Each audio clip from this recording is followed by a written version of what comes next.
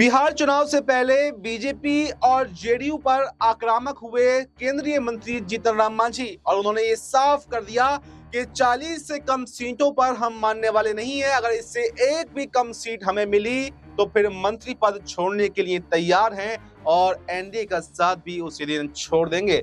जी हाँ, नमस्कार। Next 9 news पर आपका बहुत बहुत स्वागत है और मैं हूं आपके साथ वफा अब्बास। जैसे जैसे बिहार का चुनाव नजदीक आता जा रहा है तो बिहार में सियासी हलचल भी बढ़ती जा रही है।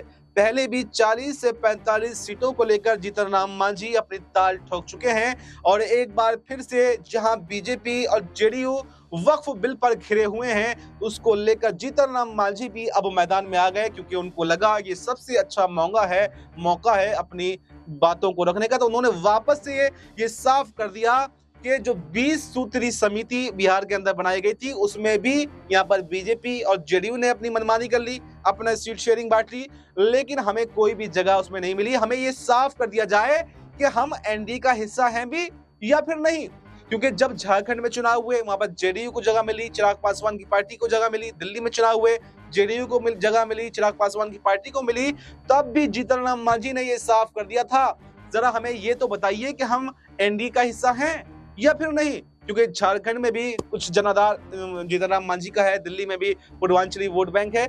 जीतन राम मांझी यहाँ पर भी सीट चाहते थे, लेकिन यहाँ पर तो उनको कोई सीट नहीं दी गई और तमाम बगावतों के बाद में वो खामोश हो गए।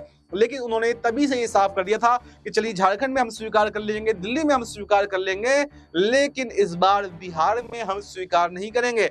अगर 40 से 45 सीटें नहीं दी गई तो फिर हम एनडीए का हिस्सा नहीं रहेंगे, क्योंकि हमें इस बार 20 से 25 विधायक जीतने हैं, जिसके लिए 40-45 सीटों पर लड़ना जरूरी है।